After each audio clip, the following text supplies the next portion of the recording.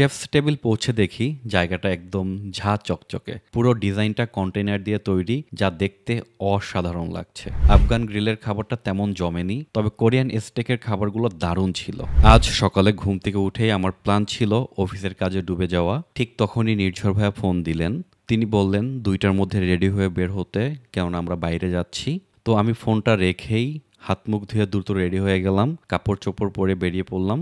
দুপুরে আমার কিছুই খাওয়া হয় নাই, তাই আমার মাথায় প্রথম চিন্তা খাবার খেতে হবে। রাস্তার পাশে একটা মিঠাইয়ের দোকান দেখে আর লোভ সামলাতে পারলাম না। দোকানে ঢুকেই একটা মুখরোচক চিকেন স্যান্ডউইচ অর্ডার দিলাম। হাঁটতে হাঁটতে স্যান্ডউইচটা খেতে কি মজা লাগছে। ক্রিস্পি ব্রেড, মাঝে সস আর চিকেন, একদম পারফেক্ট। এরপর দেখি নির্ঝর ভাইয়া গাড়ি নিয়ে অপেক্ষা করছেন। আমি তাড়াতাড়ি গাড়িতে উঠে বসলাম। প্রথমে আমরা গাড়িতে তেল ভরার জন্য একটা পাম্পে থামলাম। তেল ভরে আমরা রওনা দিলাম বসুন্ধরার দিকে, গন্তব্য শেফস টেবিল।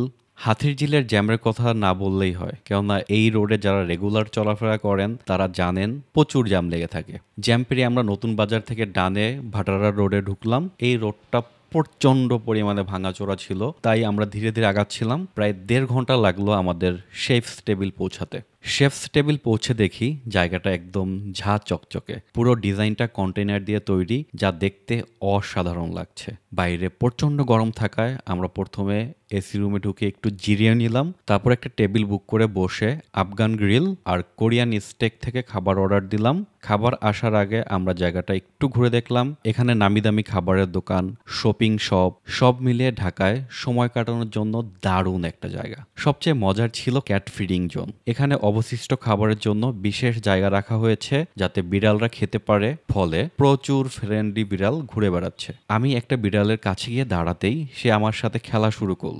এই ছোট ছোট মুহূর্তগুলো যে কতটা আনন্দ দেয় তা বলে বোঝানো যাবে না। খাবার এলো আর আমরা খেতে বসলাম। আফগান গ্রিলের খাবারটা তেমন জমেনি, তবে কোরিয়ান স্টেকের খাবারগুলো দারুণ ছিল। নির্ঝর ভাইয়া আমাদের সাথে তার খাবার শেয়ার করলেন আর আমরা সবাই মিলে মজা করে খেলাম। খাওয়া শেষ করে নিচে এসে বসলাম। নির্ঝর ভাইয়া কফি অর্ডার দিলেন আর আমরা রিল্যাক্স করে গল্প করতে লাগলাম। শেফস টেবিল থেকে আমরা কোয়ালিটি টাইম স্পেন্ড করে নির্ঝর ভাইয়া আর শাহিরের চুল কাটানোর জন্য গুলশানের দিকে রওনা দিলাম। পথে নির্ঝর ভাইয়া বলছিলেন লন্ডনে নাপিতরা নাকি চুল কাটার পর ফিনিশিং ভালো দিতে পারে না, তাই তিনি সবসময় গুলশানের অ্যাডোনিসে চুল কাটেন। অ্যাডোনিসে ভাইয়ার জন্য সবসময় একটা ভিআইপি রুম রিজার্ভ থাকে।